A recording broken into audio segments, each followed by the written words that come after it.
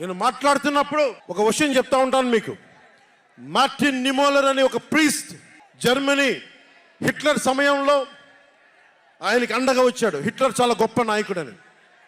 ఎందుకు చెప్తా ఉన్నానంటే జగన్ కోసం 98% చాలా అన్ని వర్గాల్లో కూడా జగన్ వెంట వెళ్ళారు. 2019లో నేను ఒక్కొక్కరి చెవులో ఇల్లు కట్టుకొని మరి చెప్పా, జగన్కి ఓటేయకండి, ఓటేయకండి, మంచిది కాదని. జగన్ బతుకు జూబ్లీ హిల్స్ సొసైటీ ఫామ్ అయినప్పటి నుంచి నాకు తెలుసు. అదే చెక్ పోస్ట్లో ఏం చేసేవాడు నాకు తెలుసు.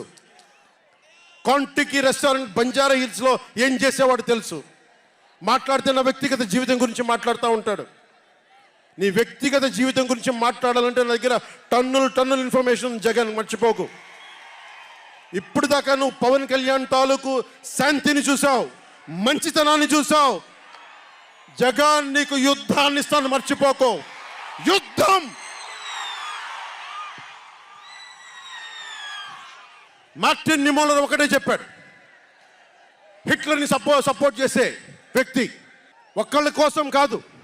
సోషలిస్టులు వచ్చినప్పుడు నేను సోషలిస్ట్ కాదని చెప్పి హిట్లర్ ఎస్ఎస్ సైన్యం సోషలిస్టుల కోసం వస్తే నేను సోషలిస్ట్ని కాదని చెప్పి వెనక్కి వెళ్ళిపోయాడు. సహకరించలేదు, ముందుకు రాలే వాళ్ళు రక్షించడానికి. కమ్యూనిస్టుల కోసం వస్తే నేను కమ్యూనిస్ట్ని కాదని చెప్పి కామ్గా ఉండిపోయాడు. యూదుల కోసం వస్తే నేను యూదుని కాదని చెప్పి కామ్గా ఉండిపోయాడు. కార్మిక నాయకుల కోసం వస్తే నేను కార్మిక నాయకుడిని కాదని చెప్పి కామ్గా ఉండిపోయాడు. తన కోసం వచ్చినప్పుడు ఎవ్వరూ లేరు. ఈ రోజున ఒక 4 దశాబ్దాల సుదీర్ఘంగా ఉన్న ఒక ఎక్స్పీరియన్స్డ్ రాజకీయ ఉద్దండుణ్ణి 53 రోజులు జైల్లో పెడితే నాకు బాధేసింది, నిజంగా బాధేసింది. ఆయన సతీమణిని అనకూడని మాటలు అంటూ ఉంటే నాకు బాధ కలిగింది. ఒక సుగాలి ప్రీతి తల్లి 2019లో ఎన్నికల్లో నేను 2 చోట్ల ఓడిపోయిన తర్వాత కర్నూలు జిల్లా నుంచి ఒక ఎస్టీ మహిళ నా దగ్గరకు వచ్చి 14 ఏళ్ళ నా సుగాలి ప్రీతి నా బిడ్డ స్కూల్కి వెళ్ళి చనిపోయిందేనంటే నాకు 2 చోట్ల ఓడిపోయిన నాకు నిస్సహాయత వచ్చింది. ఇట్లా ఏ మూలకెళ్ళినా ఒక కౌలు రైతులు కానీ, గిట్టుబాటు ధర రాని రైతులు కానీ ప్రతి ఒక్కరూ వారి కష్టాలను చూసి చలించిపోయాను.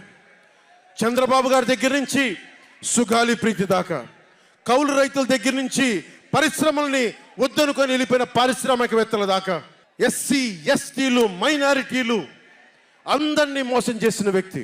నేను ఒకటే అనుకున్నా, నేను వీళ్ళ కోసం నిలబడకపోతే రేపు నాకు కష్టం వచ్చిన నా కోసం ఎవరు నిలబడరు.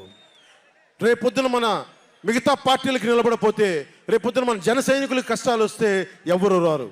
అందుకని నేను అలయన్స్ని పెట్టాను, నేను ప్రతిపాదించాను. అలాగే గోబెల్స్ ప్రచారాలు అంటూ ఉంటారు.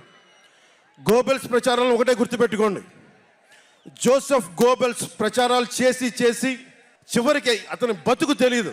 1945లో ప్రపంచ యుద్ధం అయిపోయిన వెంటనే అదే బంకర్లో హిట్లర్ అద్భుతంగా ఉన్నాడు, ఇంకా జర్మనీ గెలుస్తుందని చెప్పి వాళ్ళ బంకర్లో ఎలైడ్ ఆర్మీ వచ్చి కాల్ చేసే వరకు గోబెల్స్ అబద్ధాలు చెప్తూనే ఉన్నాడు. సో జగన్ నీ గోబెల్స్ ప్రచారాలు చెప్తే గోబెల్స్ పట్టిన గతే నీకు పడుతుంది, మర్చిపోకదు. రాజధాని గురించి, రాజధాని అభివృద్ధి వికేంద్రీకరణ ఉండాలి కానీ రాజధాని వికేంద్రీకరణ కాదు. స్ట్రాటజిక్ అడ్మినిస్ట్రేటివ్ సెంటర్ రాజధాని అంటే. ఈ రోజున రాజధాని అంటే 3 చోట్ల పరిగెట్టాల్సి వస్తుంది. వ్యూహాత్మక పరిపాలనా కేంద్రం రాజధాని అంటే.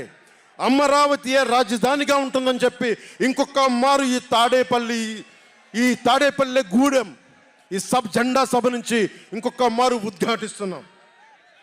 3 రాజధానులు లాంటి ఐడియాలు, ఈ 3 ముక్కల ఆలోచనలు, ఈ 3 ముక్కల ముఖ్యమంత్రి.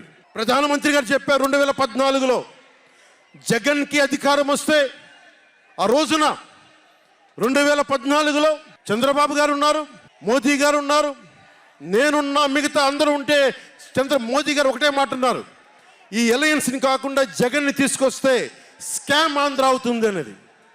2019 నుంచి 24కి ఇది దోపిడీకి గురైన ఆంధ్ర అయింది. ఈ రోజున ఉద్యోగాలు లేవు, జీతాలు సంపాదించలేరు, ఎక్కడికి వెళ్ళాలో తెలియదు. ప్రజల సొమ్ము ప్రజలకు పంచి తనేదో తన దానకర్ణుల్లా మాట్లాడుతున్నాడు జగన్.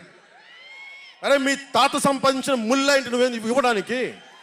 మీ తాత సంపాదించిన ముల్ల ఇది. ప్రజలు కష్టపడి కట్టిన ట్యాక్సుల నుంచి వచ్చిన డబ్బు, వాళ్ళ డబ్బు వాళ్ళకి ఇవ్వడం వాళ్ళ హక్కు. అది నీకు నువ్వు దానం ఇచ్చే దానం కాదు, ఇది మర్చిపోకేది. ప్రభుత్వ ఉద్యోగులను మోసం చేశాడు, సిపిఎఫ్ అని చెప్పి ఉద్యోగుల్ని మోసం చేశాడు, అంగన్వాడీ కార్యకర్తలను మోసం చేశాడు, దివ్యాంగులకి మోసం చేశాడు, కౌలు రైతులు గిట్టుబాటు ధర ఇవ్వకుండా రైతులకి ఇళ్ల పట్టాల్లో దోపిడీలు. ప్రజల వద్దకి పాలన అంటే భీమ్లా నాయక్ సినిమాలకి కలెక్టర్లను కూర్చోబెట్టి టికెట్లు అమ్మించడం తప్ప ప్రజల వద్దకి పాలన ఇంకెక్కడ కనిపించలేదు. ఇక్కడున్న యువతను చూసి ఒకటే మాట్లాడుతున్నాం. నేనున్నది ఇక్కడ మీకు 10 కేజీల బియ్యం 5,000 రూపాయలు ఇవ్వడానికి కాదు, మీకు 25 సంవత్సరాల భవిష్యత్తు ఇవ్వడానికి, 25 సంవత్సరాల బంగారు భవిష్యత్తు ఇవ్వడానికి. 10,000 పథకం చేతిలో పెట్టి 10,000 రూపాయలు మీ చేతిలో పెట్టడమా, లేదంటే మీకు 1,00,000 రూపాయలు సంపాదించే మార్గం చూపించడమా అని మీరు నిర్ణయించుకోండి. నేనే మా అన్నయ్య నాకు యాక్టింగ్ ట్రైనింగ్ ఒక స్కూల్లో పంపించాను. నాకు డబ్బులు సంపాదించుకునే మార్గం చూపించాడు, పని చేసే మార్గం చూపించాడు. ఆ పని చేసే మార్గం చూపిస్తేనే మీకు భవిష్యత్తు ఉంటుంది.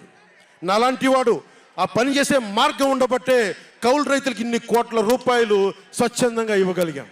అలాగే మీ చేతుల్లో కూడా డబ్బులు ఉండాలి, భవిష్యత్తు ఉండాలి, సంపాదించుకునే మార్గాలు ఉండాలి. నేను ఎందుకు చంద్రబాబు నాయుడు గారితో పొత్తు పెట్టుకున్నా తెలుగుదేశంతో అంటే, ఆయన ఒక నగరాన్ని నిర్మించిన వ్యక్తి, ఉపాధి కల్పించిన వ్యక్తి, పారిశ్రామికవేత్తల్ని తరలించిన వ్యక్తి, స్వచ్ఛందంగా వచ్చిన వ్యక్తి. ఆయన అనుభవం చాలా కావాలి రాష్ట్రానికి, అందుకనే పొత్తు పెట్టుకున్నాం. కులాల గణాంకాలు తీస్తారు, ఏ కులంలో ఎంతమంది ఉన్నారు, ఎవరికి ఓటేస్తారని గణాంకాలు తీస్తారు. కానీ ఇక్కడున్న యువతలో ఎంతమందికి ఏ ప్రతిభ దాక్కుని ఉంది, ఎంత సమర్థత దాక్కుని ఉంది, వారి ఆస్పిరేషన్లు ఏంటి, వారి ఆశలు ఏంటి, వారి ఆశయాలేంటి, ఏ ఒక్కరన్నా అడిగారా ఈరోజు దాకా? జగన్ అనేవాడు వచ్చి అడిగాడు ఈ రోజున, మీరు ఓట్లు వేయండి 5,000 పడేస్తాం, మీరు ఓట్లు వేయండి మీకు 500 రూపాయలు రోజు పెన్షన్ మీకు డబ్బులు పడేస్తాం అనేవాడే తప్ప మీకు ఏం కోరికలు? భవిష్యత్తుకు 25 సంవత్సరాల తర్వాత మీకు ఎలాంటి ఉద్యోగాలు ఇస్తే బాగుంటుంది, ఎలాంటి స్కిల్స్ ఇస్తే బాగుంటుంది, ఏ ఒక్కనాడైనా ఆలోచించాడా? యువ ముఖ్యమంత్రి అంటే దేనికి? బంధులు పెట్టడానికి అది యువ ముఖ్యమంత్రి? మీ యువతకు చెయ్యని వాడికి మీరు వెంటబడే ప్రయోజనం ఏంటి?